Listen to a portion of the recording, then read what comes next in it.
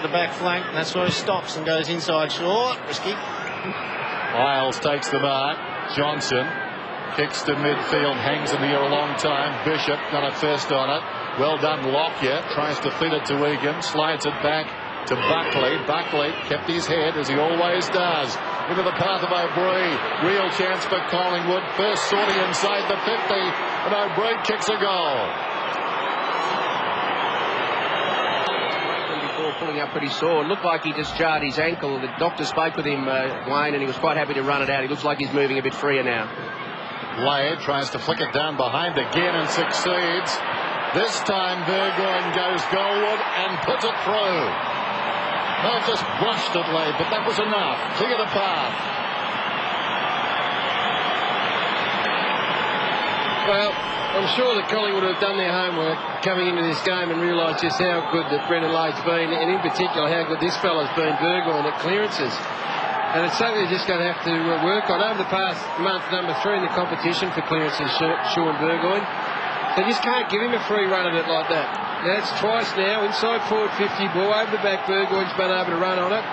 He's kicked 1 goal 1. He's going to be the target again. Inside Holland, chip pass, Johnson running, finds Buckley, plays on immediately, pushing up. Holland once more inside the centre square, the goal scorer for the Magpies, Shane O'Brien. Far too easy. Lockyer. Well, you're going to see that loose man. You've got to get into the dangerous hole. Demarcation dispute. Collini. If you just pan back, there's Lockyer. Here he comes. Second time forward. They've got their second goal. Against yourself too, Dave.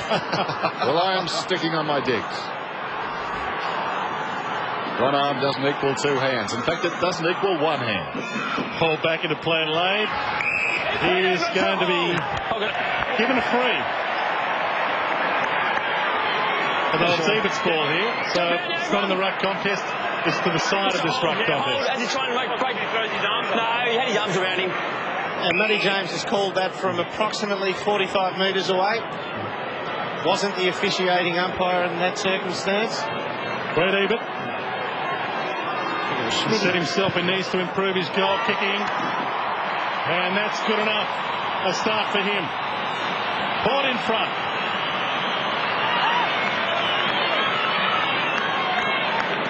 Well, he sure was the opponent playing on Ebert. So let's have a look and see what he's pinged for. Always a bit of action happening off the ball in these boundary throw-ins. So there he is, 39, he's short. That's a free. Threw his arms up in the air, Ebert, to draw the attention. Yeah, but you can't hold them like that. Hope he's consistent. But that is a free. That is to the letter of the law. Stopped his run. Goes on, obviously, into the ruck. You see the way they come forward at the footy, or they're going back towards goal. Laid, beautiful kick. Missed by Willits the first game. It comes back to him, though, from Kasisi. He went to ground. Rocker did well.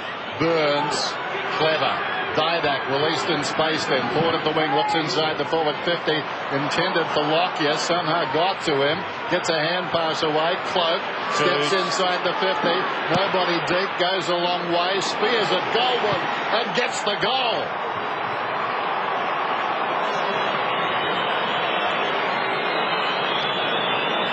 A lot of indecision there with Cloak going for the footy, but he's a key forward. He's on his correct or his preferred foot, running around that angle. Inside 50, it's not the ideal angle, but he's got to take that chance. Just showed a little bit too much of that footy to Laid for Targan Lockyer's liking, but right now he's looking inboard. Now you've just got to focus and say, well, the greatest player of all time, Lee Matthews, wouldn't have looked inside once. Got the chance to take it. Sean Burgoyne started with Johnson, I reckon, but Lacuria's gone to him, and now he's taken Lacuria forward. Rocker and Laid fell at their feet. An opportunity for Johnson. Kicks to midfield and Buckley. Alongside the centre circles. Penetrating kick inside the forward 50. A beauty Rusling on the lead takes the mark. He can and use that power and speed to get up and get it 5-yard break. Heath Shaw, 6 possessions now involved in that initial hand pass to Cloak as they got the clearance, and Rusling takes advantage. So 50 was that one that Marnie bounced off his chest and then it rolled on the back of Harry O'Brien, and Marnie regathered it, and it wasn't paid.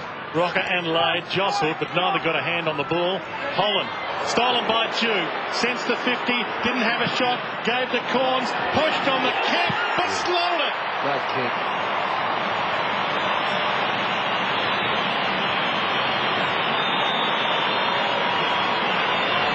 They're going to have to keep running goals. We've already seen two from, well, Sean Burgoyne is not that small, but he's a midfield strike type player. He's kicked one on the move from a boundary line throw in. They've had Ebert with a free kick. He's a very small forward, and this one in snap flow on play. They're not going to get their 5, 6 or even 8 goals out of marking key forwards. They need to try and find 10, 12 goals out of flow on play. Got it to Fraser. Buys some time, goes back to Shaw. Here's Buckley stretching on the wing, plays on immediately, chips to half forward. Lockyer settles 60 metres from goal, inside 5 minutes to quarter time. Lockyer comes back. Shaw, his 8th possession, and we've got a whistle, have we, off the ball. There's going to be a free kick in the square, or all clear. Yeah, the players on the goal line stopped because of the whistle. They just start to grab him because they worry about him. Kick it to Rusling. And he spears a pass to attacking 50 to Rusling. Durbin. He just himself cannot close any distance on him. Great sidekick and great sidekick, I should say, you are, Derm. Long kick by Rusling. And he's got it across the line for his second. Finds Buckley. Got Rocker on for the long one. Travis Cloke's let up already. Possession number 9 for Buckley to Johnson. Chip kick, and here he is again. Sean Rusling, he's got 2. Decides to play on to Fraser, and Fraser marks 40 metres out. Set shots. Josh Fraser, 12-11 this year. Kicked 14 goals overall. And that's beautiful off the boot. Straight over the goal umpire's hat. And Collingwood hot early. Beautiful kick. Salopek is away. 55 metres out. Goes for space. Coming on the lead. Spilling the mark down there was the big guy. Willits couldn't hang on. Hand pass from Clement to Maxwell. Holland's kick to midfield. And away goes Shaw. Moments ago overcommitted to that attempted spoil, but lobs into the end. I just have to take the risk on this kid. He's fast, he's quick. I've got to play 10 in front of him. Rusling going at his 3rd goal. Lights it off the boot. And he pops it through. Puts it in the direction of Lade. Little handball, okay from Corns. Found lower. All the way back to Brogan. And he gets his way around Cloke pretty well. To Pearce, who is under pressure. Back to Chad Corns now. He's got lower. Hits him with the pass. Chip kick. And now Bentley. They've come to the open side. The long kicking Stuart Jew hits Ebert on 50. Nice build-up that was. This might be just beyond his range. It's very precise footy, though, isn't it? When you've got to hit a small leading forward like this, lace out with Brodie Holland right on his hammer. So that's why they're just struggling at the moment. Only the 3 goals. Brett Ebert knew he was too far out for his little legs. And this man, Sean Burgoyne. He's already got the 1 goal tonight, coming off a 25 possession 1 goal game last week in Darwin. Nice off the boot, and it sails through post high. He's got 2. I feel for the defensive mindset of Port Adelaide. It was a 5-on-2 in favour of Port, so they're all lining up behind the footy for self-preservation style football. Chad Corns heads for the boundary line, but they've got a problem. Buckley deep in the right full forward pocket, surveys his options, and with pinpoint accuracy finds Ben Johnson just inside the 50. That was marvellous. Rhino, your best, I suppose, background from here to talk about this kick. It always felt like it was a downhill kick somehow from right on this spot. It seemed to carry the distance most times. More often than not, you're kicking into the teeth of the breeze, but no problems then. Straight through the middle.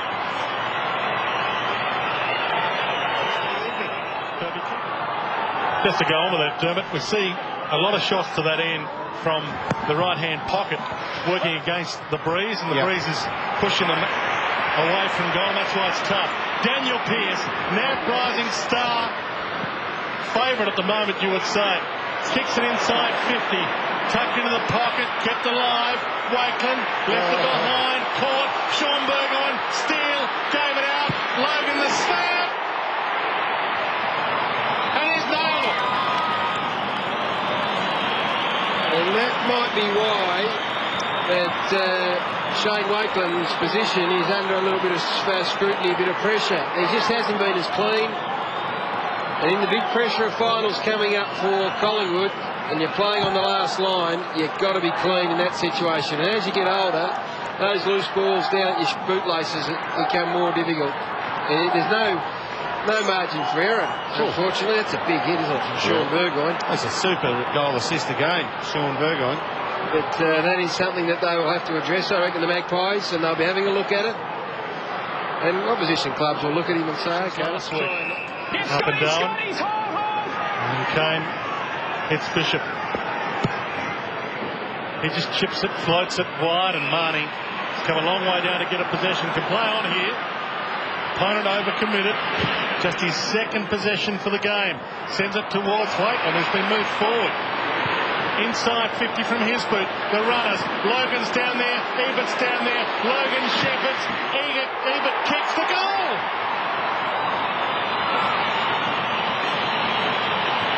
They're back in it. I've just seen something with Port Adelaide's forward line. Now, we all know they don't have the tall timber up there at the moment. Wakeland's presented through the middle of the field, took Rocker up there and pitched in. This style of play, why don't Port Adelaide start the old Pagans panic? Why don't they have everybody up at the 50 and try and make Collingwood uncomfortable about turning around going to goal? Jack Corns read it well. Hard to believe he couldn't get it from there. Thomas sends it wide to the open side. Kane Corns. And Logan, who's having an influence. Spent some time on the bench tonight. Bentley gets there for the young boys combining. Didn't get the mark, or they didn't hold it, or wasn't paid it. Sean Burgoyne, what a difference he's making. Runs to 50, spears it towards Ebert. One-on-one battle, and he rolls it home. He's got three, and Port Adelaide have life. But he's got Isles now against him. And he's a junior by those standards as well, but they just have to segregate him.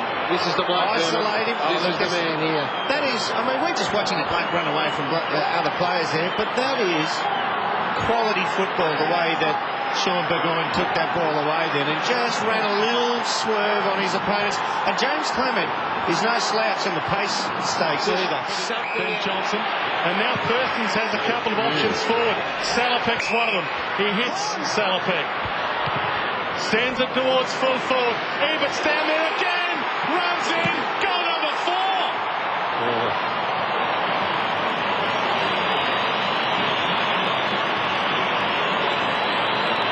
He's got to move the boy Isles. They've just got to move him. He's a young man. He's playing fullback in front of a hostile crowd and a bloke who's just caught fire, and he's not comfortable. That's the free kick that was paid to Thurston's. That was the one that you'd be most upset with, that Salopek on a slow play was able to find some room. And then the young fellow, as we said, Sam Isles, he don't want to play in the goal square when he's hot like that. He's been exposed a couple of times to one-on-one contest with Ebert. Ebert's got 4 goals. Score of 5. Brilliantly done by Brogan to Pearce. This is remarkable stuff. Ebert's got it again. He's got a new opponent. Well, he started on him. He started on him, and then Isles went to him just before quarter time. Unfortunately for Heath Shaw, he's had to come back with the specialist. And now Brogan pronounced. Salopek comes in. Look at that kick. The confidence is on the rise. Here come Port Power. Here's a good effort. This is a really good effort from a young group. He goes more often than not, but when he does go, he has got some momentum up. Nick Malthouse with Adrian Fletcher, Brad Koch. Gonna get it again. Surgeon to Sean Burgoyne. Such a dangerous player, that one who sits off the back of the pack and can read it and has pace. Tried the tackle, got the Salopek, quick kick Chaplin. As you said, Dennis, emerging player. I think he's got the goods, Chaplin. Costly. So it's a shot at goal now for Collingwood. He did call the Collingwood free. Don't you love the sound of that, though? There's a bit of passion in the crowd. I tell you, it's going to be a costly one for Port It's really Adelaide. costly. There's Port were going forward. This was the free kick that was paid there for holding on after he got rid of the footy. And it's Buckley, too, a man who Port Adelaide fans know pretty well. Won a McGarry medal, player for Port Adelaide in the SANFL in '92. Best on ground in that grand final win that year before he went to the Bears. Knows this ground well and sends it through. And Collingwood with that Buckley goal. Bentley, Marnie falling to the ground, and Burgoyne. He kicks down towards the attacking 50. Ebert lets it bounce. What about going on his right foot? A natural left footer, pinpoints it, comes back 52 metres out. Lade's got it.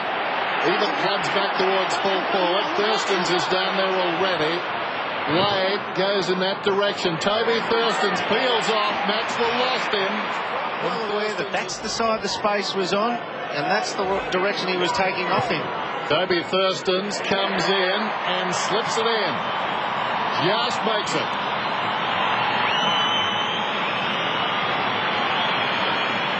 But there's two on him now, and Thurstons does the right thing and doesn't go long to a man who wouldn't be able to outmark two opponents. Big man Lade inside 50 against Cloak. And he might be within range, Brendan Lade. Pokes the ball central. High kick. Big fly from Chaplin. Couldn't bring the mark down. Thomas. Chaplin. They're all in there. Sean Burgoyne strong in the tackle. Gets it to Corns. And he can give Port the lead. For the first time since the 17-minute mark of the opening term, Port in front.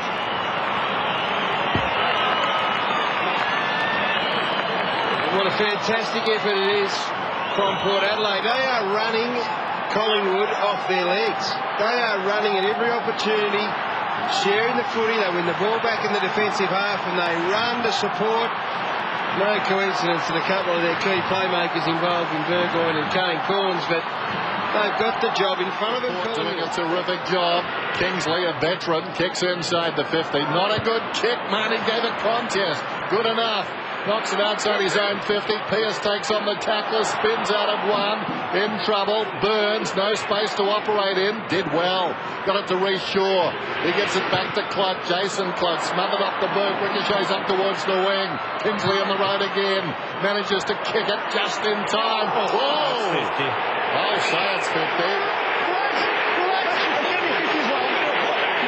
It's more than that. It's 50 as well. Let's go. Ben Johnson came hard and late.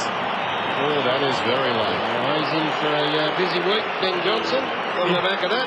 Keep an eye. Jason Quigley is the officiating umpire. We'll keep an eye on him and see if he says anything further to Benny Johnson. Well, it may be out of his hands. Well, I don't think you'll have to say too much. There we are. That's all right. Yeah. Wade, 5 metres out. As I say, made to earn it. He was made to earn it, but earn it he does. Port stretch their lead. 8 points the difference.